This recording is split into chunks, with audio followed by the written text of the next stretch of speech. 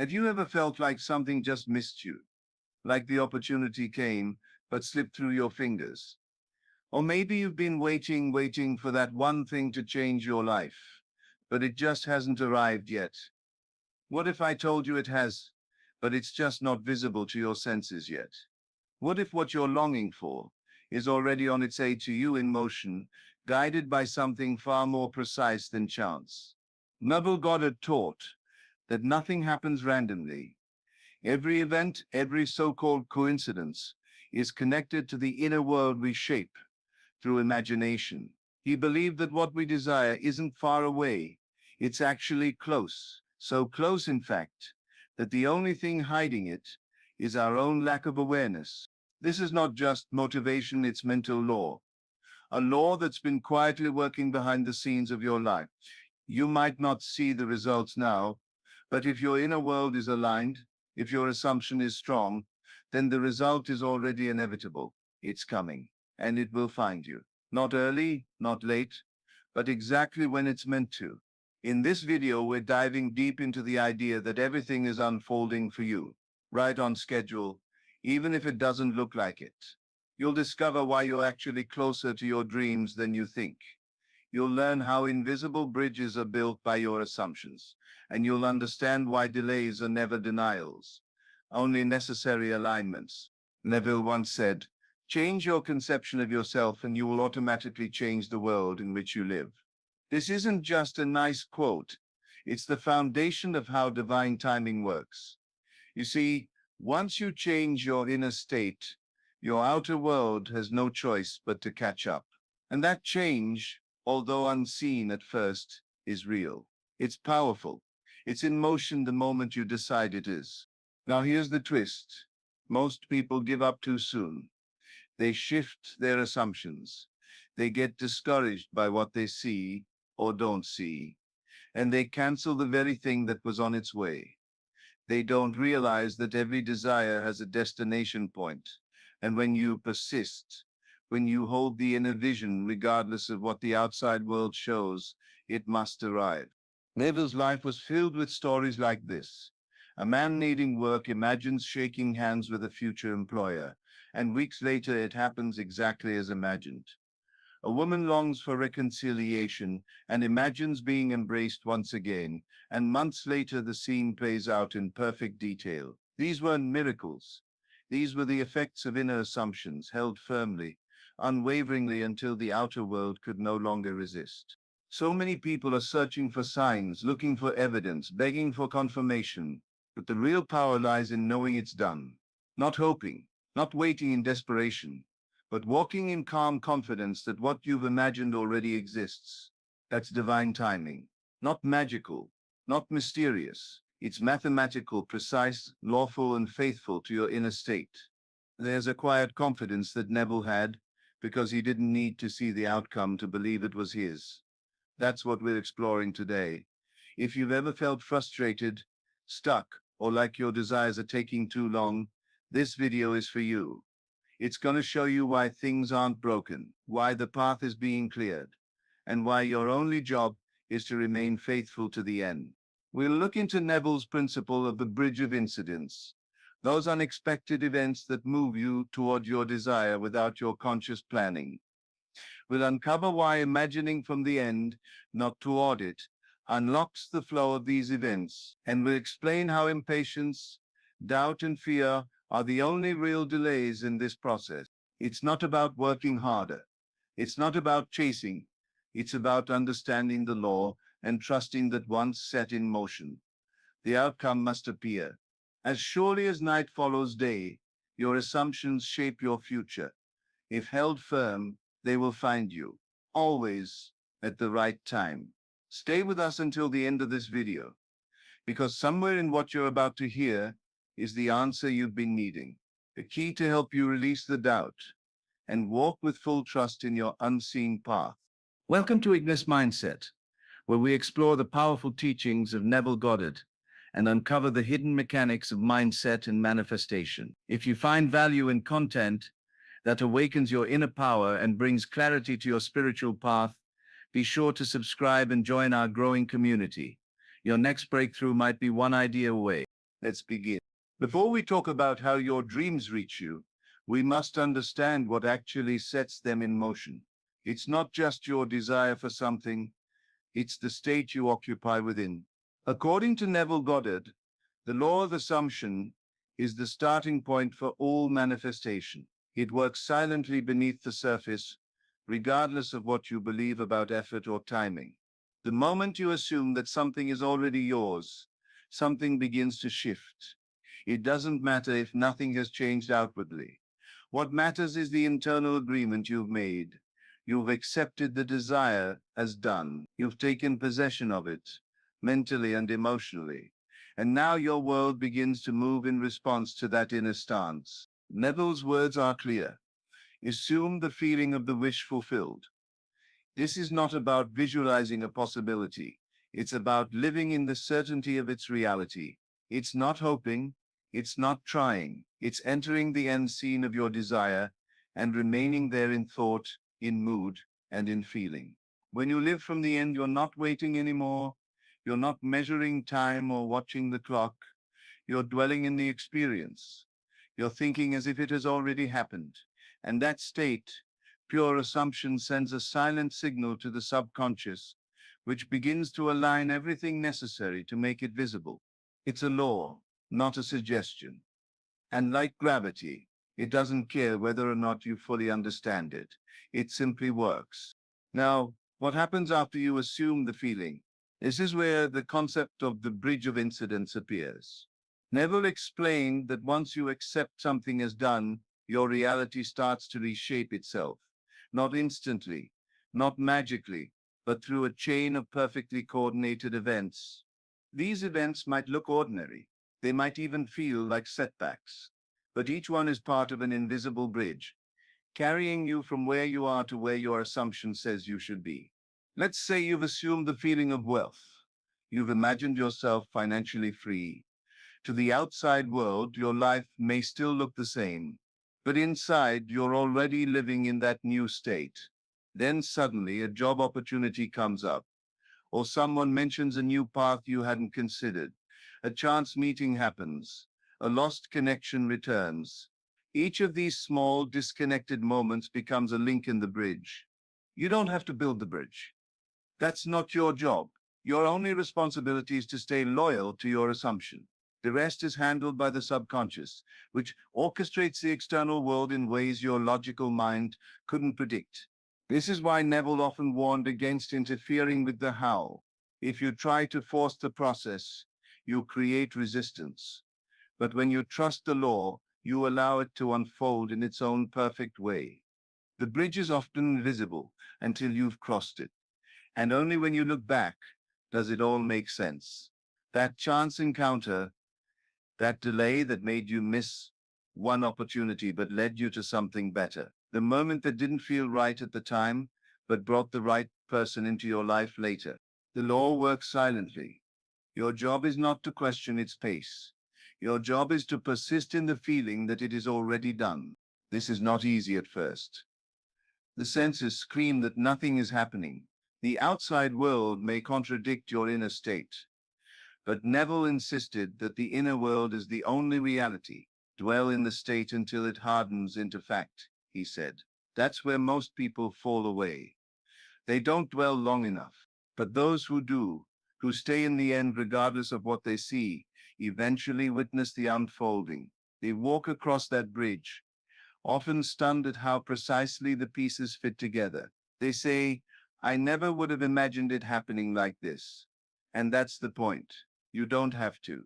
The assumption handles it. Once you step into the end and make it real within, you'll notice the shift.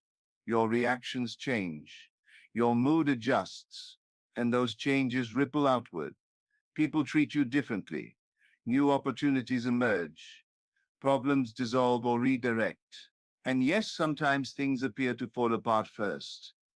That's part of the bridge. Don't panic when that happens.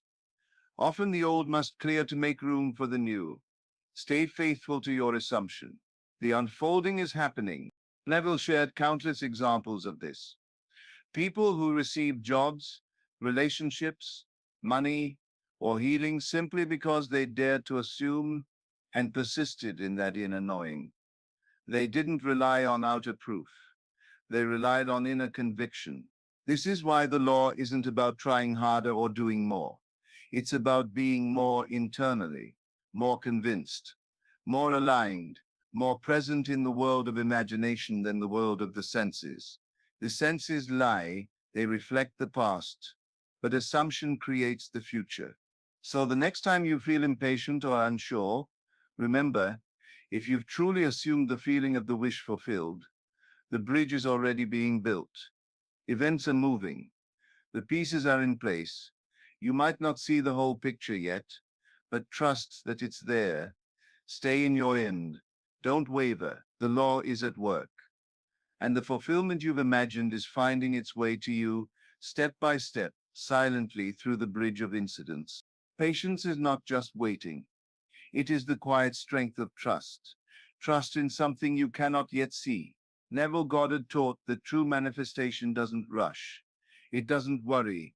It dwells in the end and remains there calmly, confidently, knowing the seed has been planted. Impatience, on the other hand, is the mental noise that arises when we doubt the seed is growing. When a person becomes restless or anxious, it's usually because they've stepped out of the end and returned to the question of when or how. They start checking the outer world for signs, searching for confirmation, but manifestation doesn't come by observation. It comes by faith.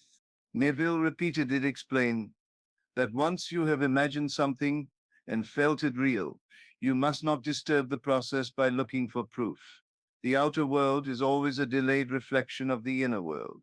If you go digging up the seed, it will never grow. You must water it with faith, feed it with inner conviction, and leave it undisturbed. Patience, in this context, is not passive. It's an active choice to remain loyal to the unseen reality you've created. It's the ability to say, even though I don't see it yet, I know it's done. That's power. That's control. And that is what separates successful manifestors from those who give up too soon. The impatient mind wants immediate results. It demands speed and certainty. But the life-changing results Neville spoke of don't appear on demand. They unfold naturally through what he called the bridge of incidents. And these incidents often take time to set in motion. You may be imagining wealth, and yet your current situation still reflects lack. You may be imagining love, and still find yourself alone. You may be imagining freedom and still feel trapped. But this is only the appearance. The real shift has already begun. The moment you assumed your wish fulfilled. And now, events are aligning, quietly, precisely, in the background. But when you become impatient, when you start doubting, questioning, or trying to force results, you interrupt this alignment. You return to the state of lack. You start living in the assumption of it's not here yet. And as Neville said, what you assume to be true, even unconsciously, will express itself. This is why trust is so essential. Trust not just in the outcome, but in the process. Trust that your assumption is enough. Trust that your inner world is more real than the outer. Trust that what you hold in consciousness must eventually become your experience, because consciousness is the only reality. When you let go of the need to control the how and when, you create space for the unseen forces to work. You stop interfering, you stop blocking the flow. You become a cooperative partner with the process, not an obstacle in its way. Neville often spoke about living in the end, but he also reminded us to let go. Once the assumption is made, you don't need to repeat it with desperation. You don't need to convince the universe. You need only to remain in the knowing that it's already yours. Patience is evidence of belief. When you are truly convinced something is done, you don't rush. You don't panic. You move through your day with peace, confidence, and ease. That's the sign you're still dwelling in the end. That's the vibration that brings about the physical result. Most people confuse action with progress. They think they must be constantly doing something to make the desire happen. But Neville showed that the most powerful actions begin internally. First comes the assumption, then comes the unfolding. The outer actions you take will feel natural, inspired, almost inevitable. But it all begins with stillness, with faith, with patience. Patience is not weakness, it is mastery. It says, I know what I've imagined is already mine, and I don't need to chase it. That's the kind of trust that moves mountains. And remember this, just because you see no evidence doesn't mean nothing is happening. Often the greatest changes happen in silence. The bridge of incidents forms without noise or announcement. You may wake up one morning and find yourself face to face with the very thing you once imagined, and it will feel natural, obvious, almost ordinary. That's the beauty of it. The unseen becomes seen in the most seamless way. The mind will always want to know the how, but the imagination doesn't work with mechanics. It works with belief. Your only work is to accept the desire as fulfilled and then trust the process, no matter how long it takes. Even when you feel like giving up, stay in the end. Even when nothing seems to change, stay in the end. Even when doubt creeps in, gently return to the feeling of already having it. That is how you remain patient. That is how you keep the seed alive. Neville reminded us that faith is loyalty to the unseen reality, not just on the good days, not just when you feel hopeful, but especially on the days when nothing makes sense. That is when patience becomes your strength. That is when your belief is tested and proven. You are not waiting for something to happen. You are allowing what is already true in consciousness to take shape in the world. That's a very different mindset. That's not waiting with anxiety, that's resting with assurance. Every manifestation has its own rhythm, its own timing, and often what seems like a delay is actually a divine arrangement, lining things up in the best way possible for you.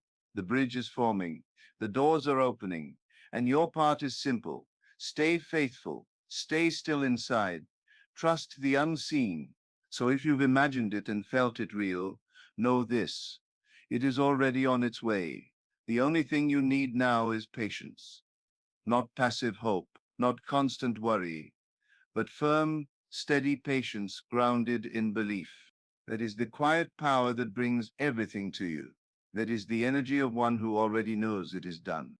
To live in the end means to mentally and emotionally occupy the state of your wish fulfilled.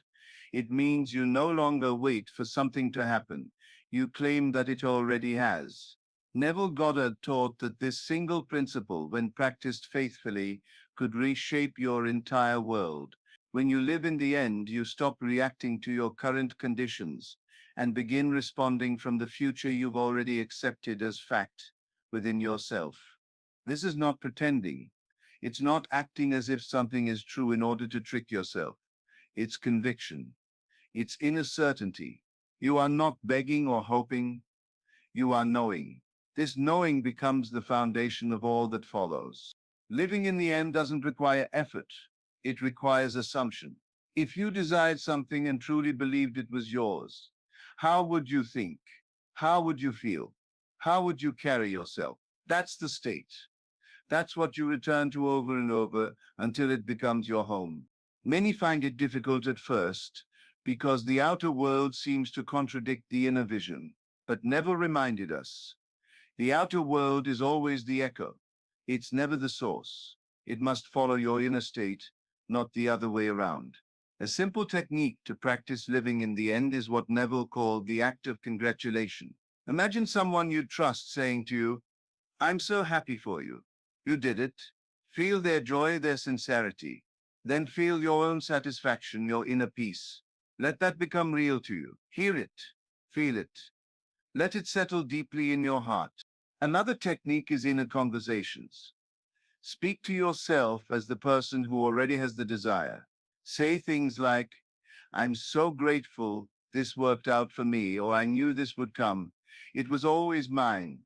These phrases aren't wishful thinking. They're affirmations of your new identity. You can also revise memories. Take a moment from your past where you failed or felt disappointed and rewrite it in your imagination. See yourself succeeding. Feel the shift.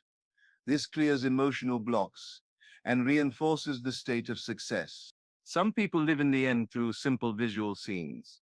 One woman imagined holding her newborn child every night, even though she had been told she couldn't conceive. She felt the weight of the baby, heard the cooing, smelled the baby's skin. She did this until the scene became natural, until she no longer wished for it, but believed it. A man once imagined shaking hands with his employer as he was promoted.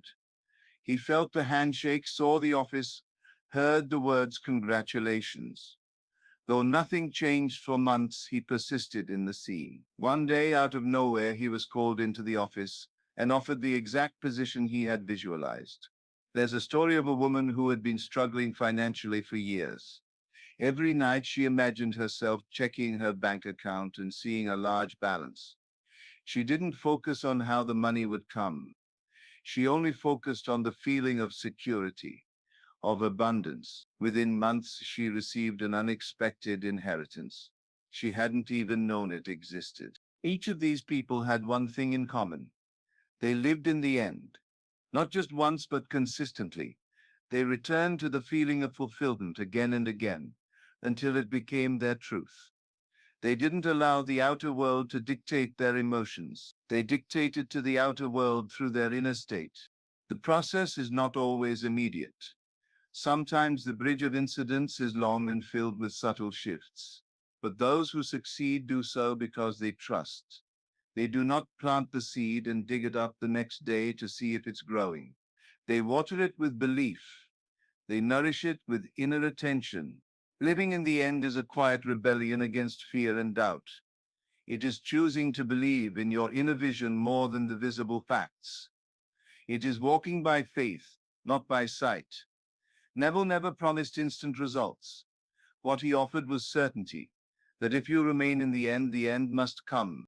Those who fail often try to force the outer world to change without first changing within. They visualize once or twice, then return to worry. They imagine the wish fulfilled, then talk themselves out of it the next hour. This inner contradiction weakens the signal. It creates confusion. But those who persist, those who remain loyal to the unseen reality, begin to witness something incredible. The world reshapes itself. Circumstances shift, people appear, opportunities arise, and none of it is coincidence. It is the result of inner alignment. One man wanted to publish a book. He had no agent, no contacts, and no platform. But every night he imagined signing books for a long line of people. He felt the pen in his hand, the gratitude in his heart. He imagined the smell of the bookstore, the sound of applause. Within a year, his manuscript was accepted by a major publisher, and the launch event looked nearly identical to what he had imagined. Another woman imagined being reunited with her estranged sister. She visualized the reunion, the hugs, the shared memories. For years, they hadn't spoken. One day, her sister called unexpectedly. "I had a dream about you," she said, "and I felt like I had to reach out." There is no formula, no standard timeline. But the pattern is clear. Those who live in the end create results that appear miraculous. Yet they are not miracles. They are the natural outcome of assumed identity. The world rearranges itself around the person you have decided to be. This is not about effort. It is not about trying harder. It is about surrendering to the truth that what you assume must be. It is about letting go of who you were and stepping fully into who you choose to be. To live in the end is to live in peace. You no longer chase, you no longer fear. You walk as one who has already arrived. Your heart is calm. Your mind is clear. You know that what you have accepted within will unfold without. The world is always responding to you, not to your words, but to your state. When you live in the end, you change your state. And when your state changes, your world must change too. This is the secret. This is the power, and it belongs to you. The journey itself is the greatest teacher. So often when people learn about manifestation, their eyes lock onto the outcome, the money, the relationship, the success. But Neville Goddard showed us the true power lies not just in the result, but in who we become along the way. Every step of the process is shaping us, molding us into the version of ourselves that is ready to receive what we asked for. When you truly understand the law, you stop racing toward the finish line. You begin to see that the unfolding is just as important as the fulfillment. Your growth happens in the silence, in the days when nothing seems to be happening. That's where belief is built. That's where your identity shifts. And that inner shift is the seed of every outer transformation. Neville said that nothing comes from without. All things come from within. That means your outer world will always reflect your inner state. The delays you experience, the unexpected turns, they are not punishment. They are preparation. They are clearing the path so that when your desire arrives, you are fully aligned with it, ready, capable, at peace. When you begin to embrace the journey, something changes. You stop needing proof. You stop questioning the timing. You trust that life is organizing itself in your favor, even when you can't see how. That trust is what allows your desire to bloom, not forced, not rushed, but beautifully and naturally. Think of the farmer. He plants the seed, and then he waits. He doesn't dig it up to check its progress. He trusts the process. He waters the soil, allows the sun to do its work, and in time, without effort, the crop appears. Your manifestations are no different. Your assumption is the seed, your faith is the water, and time, combined with trust, brings it into form. Many lose heart because they think the journey should be linear, but the bridge of incidents, as Neville described, rarely looks like a straight path. Often you will be led through strange detours, chance meetings, unexpected decisions, even moments of confusion. But every one of these is part of the design. They are not distractions. They are divine coordination. You are not walking alone. Your subconscious is orchestrating the way forward based on your assumption. Even when it seems like nothing is happening, something always is.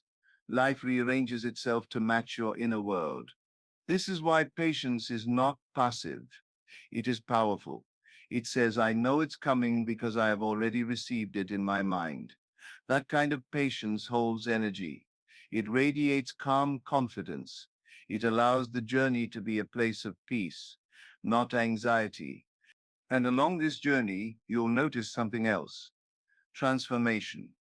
You begin to think differently. You start responding instead of reacting. You let go of what no longer serves you because you're no longer the person who needs it. The destination reshapes the traveler. Neville often said, assume the feeling of the wish fulfilled. But what he didn't mean was that you live in fantasy. He meant you take the feeling and bring it into your everyday life. Walk through your current world with the posture of the one who has already received. That alignment will carry you through every twist and turn. The beauty of this approach is that the outcome becomes inevitable. When you live from the end and enjoy the journey, you stop doubting. You stop watching the clock. You realize that your faith is stronger than the facts. Real power comes when you no longer need to see it happen to believe it's coming. You wake up with peace. You rest with gratitude. You're not trying to force anything. You're allowing. Even the moments of resistance, the doubt, the fear, the setbacks are part of the journey. They rise to the surface not to stop you, but to be transformed. The journey will always show you what needs to be healed so you can receive with open hands and a clear heart. You are not being punished. You are being prepared. And when you embrace the journey, something incredible happens. You begin to enjoy your life now. You stop postponing your joy until after the manifestation arrives. You laugh more. You appreciate small things. You carry the energy of someone who is already full, not someone waiting to be filled. This energy attracts, it uplifts, it sends a signal that says, I am ready, not from a place of need, but from completeness. Every manifestation, no matter how grand or simple, requires a version of you who believes. The journey turns you into that version. When you hear people talk about sudden success or overnight breakthroughs, what you don't see is the invisible journey, the inner work that came before the outer reward. The nights of self-doubt turned into self-trust. The moments when they chose belief over fear, that's the journey that matters most. This is why Neville encouraged us to persist. Persistence doesn't mean effort. It means faith. It means continuing to live in the state of the fulfilled desire, even when everything else tells you otherwise. And then often when you least expect it, something shifts. A door opens, a conversation changes everything. An opportunity appears from nowhere. But in truth, it was always unfolding, always moving toward you. Your desire doesn't need to be chased. It will meet you at the exact point when you are ready to receive it. That's the assurance of right timing. It's not late, it's not lost, it's aligned. When you trust that timing, life becomes peaceful. You no longer compare, you no longer panic.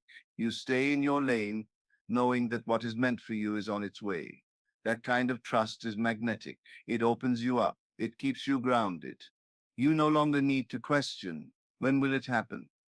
Instead, you say, it's on the way. That certainty becomes your compass.